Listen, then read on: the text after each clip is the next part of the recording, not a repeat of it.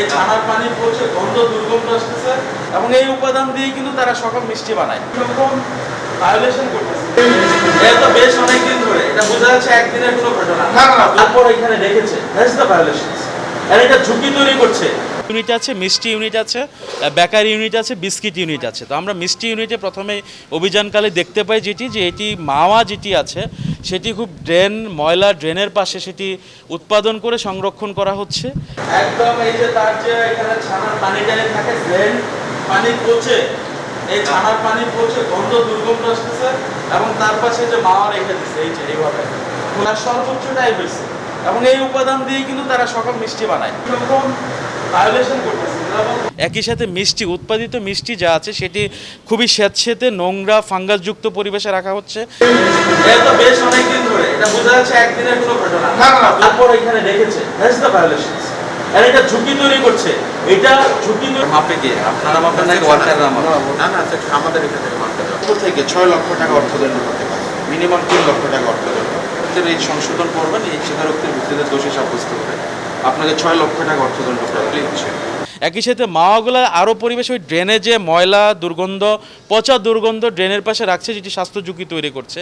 একই সাথে এখানে যারা ওয়ার্কাররা কাজ করছেন তারা কারোই স্বাস্থ্যবিধি মেনে চলছেন না, অর্থাৎ তাদের যে অ্যাপ্রন পরার কথা, তাদের যে বাইরের জুতা ব্যবহার করছে, ঘর্মাক্ত শরীরে তারা কাজ করছে।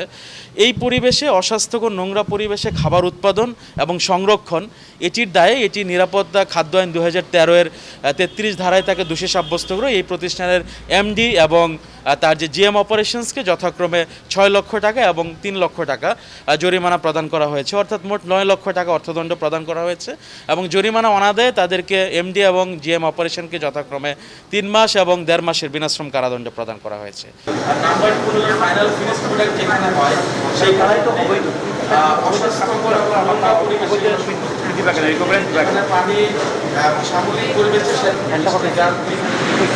যেখানে বানাচ্ছেন ওই জোনে আলাদা থাকবে, এখানে